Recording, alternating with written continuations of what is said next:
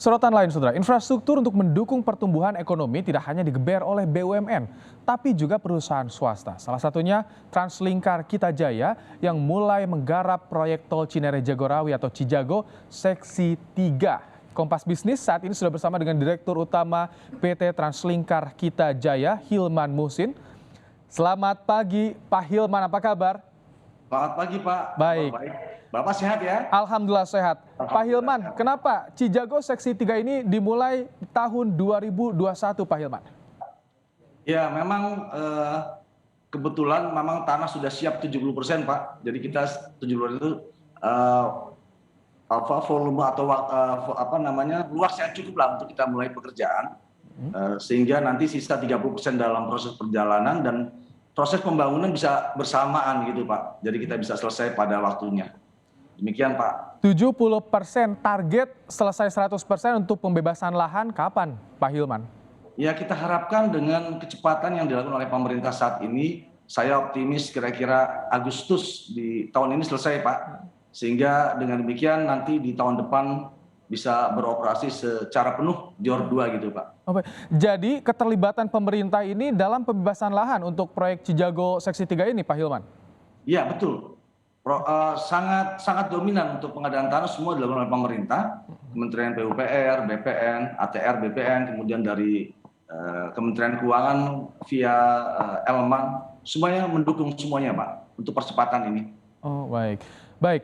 Pak Hilman, ini proyek Cijago Seksi 3 kembali dimulai, groundbreaking sudah dilaksanakan. Kendala apa yang sudah mulai dipetakan dari proyek ini, Pak Hilman?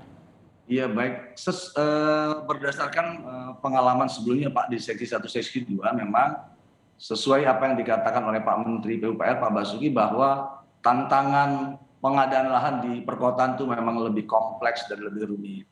Dan itu sudah kita buktikan di Seksi 2 kemarin. Jadi kita untuk mengoperasi Seksi 2 itu butuh waktu 8 sampai 10 tahun Pak. Tapi untuk Seksi 3 dengan kondisi yang sekarang, saya sangat optimis sekali bisa selesai cepat dan tepat waktu gitu.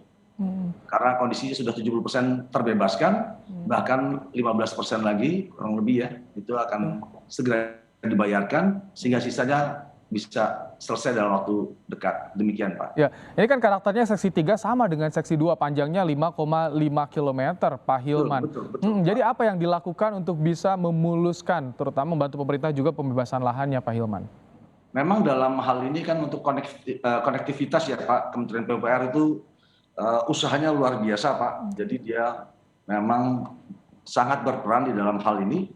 Memang untuk kondisi yang sekarang ini effortnya luar biasa besar sehingga percepatan terjadi Pak, dan itu kelihatan sekali di Seksi 3 sehingga dalam beberapa bulan terakhir ini kita bisa selesai cepat Pak, 70%. Kalau seksi sebelumnya itu untuk sampai 70% butuh waktu yang cukup lama. Namun demikian untuk yang saat ini sangat cepat sekali.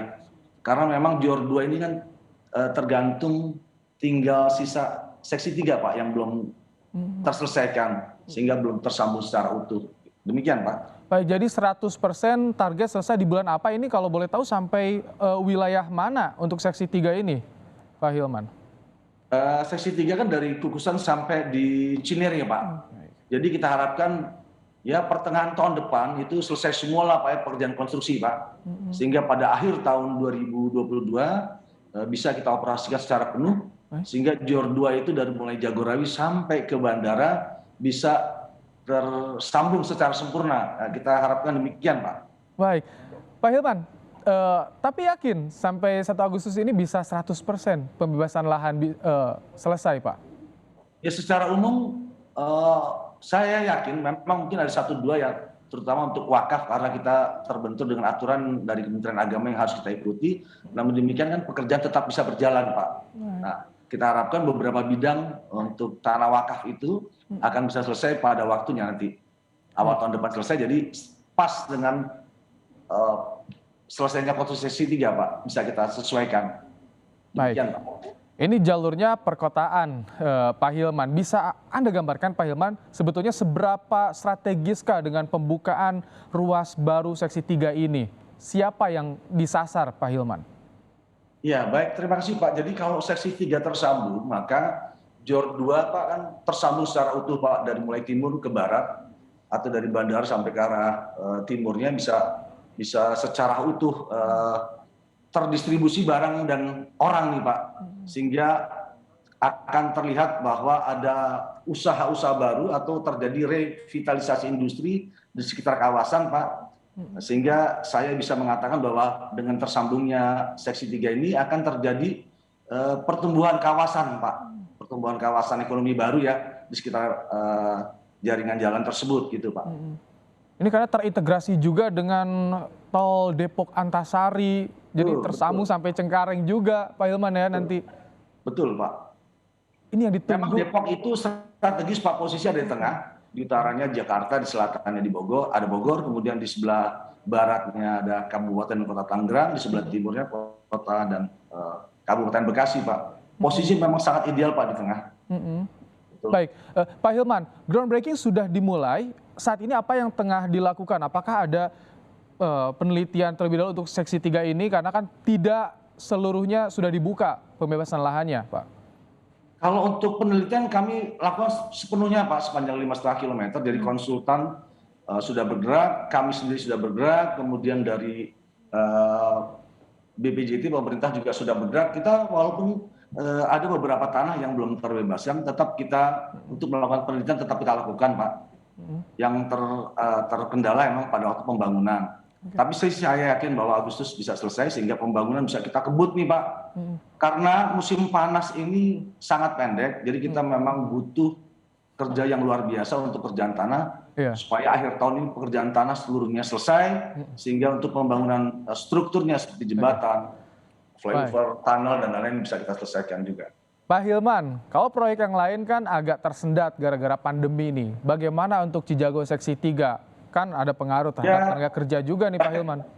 Baik Pak, jadi kalau kita lihat di seksi 1-2 Pak yang sudah beroperasi, memang pandemi itu menurunkan volume lalu lintas ya Pak. Namun demikian di kawasan Jabodetabek ini saya pikir penurunan itu tidak terlalu signifikan, hanya di awal-awal saja Pak. Sekarang kembali mulai normal nih Pak. Jadi kalau kita lihat di perkembangan volume lalu lintas yang sudah beroperasi di seksi 1 dan 2, itu lumayan bagus Pak pertumbuhannya, jadi pergerakan barang dan jasa berjalan hampir sempurna.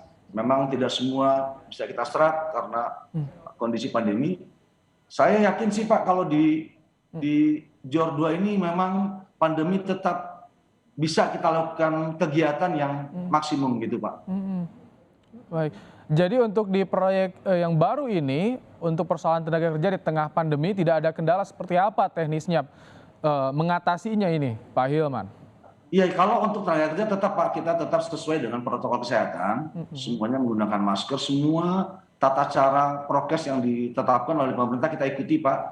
Begitu juga dengan kesehatan para pekerja dan semua yang terlibat dalam proyek. Tetapi apa yang kita lakukan bisa kita lakukan secara sempurna Pak, karena memang kondisinya ini bisa kita sesuaikan dengan kondisi lapangan yang ada. Karena lahan terbuka cukup luas, sehingga jumlah orang yang banyak pun tersebar secara merata begitu Pak, sehingga kesehatan tetap terjaga dengan baik. Kita harapkan tidak ada apa-apa Pak. Demikian Pak. Pak Hilman, jadi konstruksi itu nanti diperkirakan selesai hingga pertengahan tahun depan ya Pak Hilman ya? Ya, itu paling cepat tahun depan Pak, sehingga nanti kita punya waktu 6 bulan kalau ada sesuatu beberapa tanah bidang yang mungkin agak lambat, seperti tanah wakaf tadi, nah, kita masih punya waktu akhir tahun bisa kita operasikan Pak. Kita nanti siapa aja yang terlibat untuk di konstruksinya Pak Hilman sedikit? Ya ini kontraktornya kita telah melakukan tender dimenangkan oleh konsorsium atau kerjasama operasi antara PT LMA dan PT PP Presisi Pak. Ini punyanya BUMN, anak usahanya pembangunan perumahan. Itu mereka yang memenangkan tender dan sekarang sudah melakukan pekerjaan Pak. Kalau Bapak lihat di lapangan, Bapak kegiatan itu sekarang telah berlangsung dengan sangat baik.